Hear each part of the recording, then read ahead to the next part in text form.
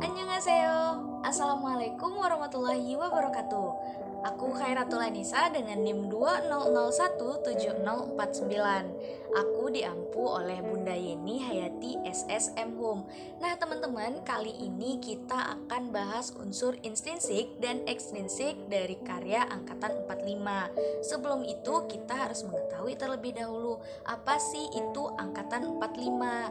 Nah, ayo kita saksikan videonya. Dilansir dari Wikipedia, Angkatan 45 merupakan salah satu periodisasi dalam sastra Indonesia. Corak sastra angkatan ini lahir sejak bangsa Jepang menjajah Indonesia pada tahun 1942. Teman-teman, langsung aja kita analisis unsur intrinsik dan ekstrinsik dari karya sastra angkatan 45 ini. Aku memilih menganalisis puisi karya Chairil Anwar pada angkatan 45 ini.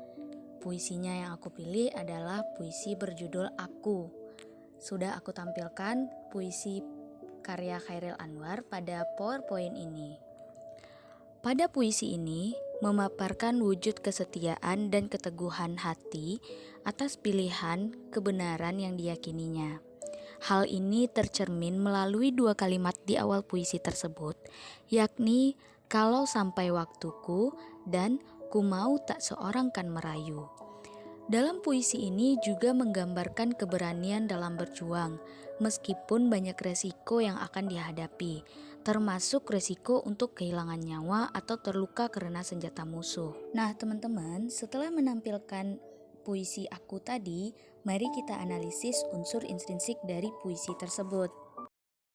Analisis unsur intrinsik yang pertama adalah tema.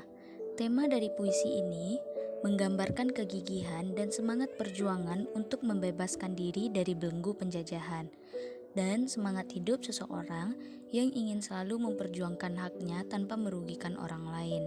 Yang kedua adalah pemilihan diksi. Pada kalimat pertama, kalau sampai waktuku, yang memiliki makna kalau aku mati. Yang kedua adalah tak perlu sedu-sedan, yang berarti tak ada gunanya kesedihan itu. Serta yang ketiga adalah tidak juga kau, yang artinya tidak juga engkau, anakku, istriku, atau kekasihku. Analisis unsur intrinsik yang ketiga adalah rasa. Pada puisi Aku, karya Chairil Anwar, merupakan ekspresi jiwa penyair yang menginginkan kebebasan dari semua ikatan. Penyair tidak mau meniru atau menyatakan kenyataan alam, tetapi mengungkap sikap jiwanya yang ingin berkreasi. Unsur intrinsik yang keempat adalah nada dan suasana. Nada pada puisi ini dominan menggunakan nada berwibawa, tegas, lugas, jelas dalam pembacaannya. Namun, nada syahdu digunakan pada bait yang terkesan sedih. Suasana yang terdapat dalam puisi ini adalah suasana yang penuh perjuangan, optimis, dan kekuatan emosi yang cukup tinggi.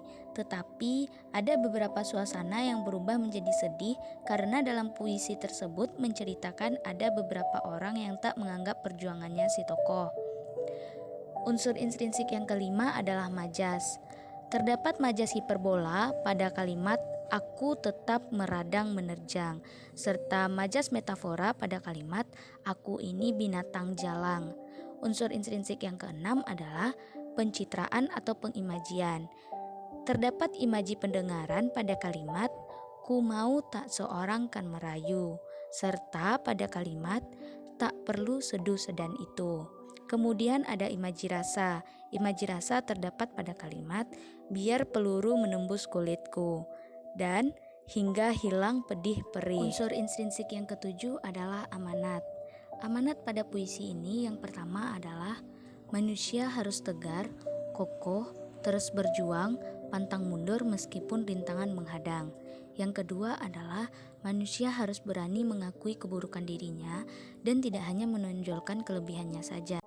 Selanjutnya, setelah menganalisis unsur intrinsik, marilah kita analisis unsur ekstrinsik dari puisi ini.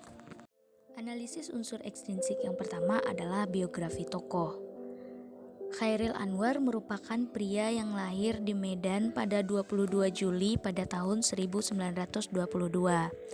Ia mulai muncul di dunia kesenian pada zaman Jepang. Dilihat dari esai-esai dan sajak-sajaknya, terlihat bahwa ia seorang yang individualis, yang bebas dan berani dalam menentang lembaga sensor Jepang. Khairil pun seorang yang mencintai tanah air dan bangsanya. Hal ini tampak pada sajak-sajaknya yang berjudul Diponegoro, Karawang Bekasi, Persetujuan dengan Bung Karno, dan lain-lain. Unsur ekstrinsik yang kedua adalah hubungan karya sastra dengan kondisi sosial masyarakat.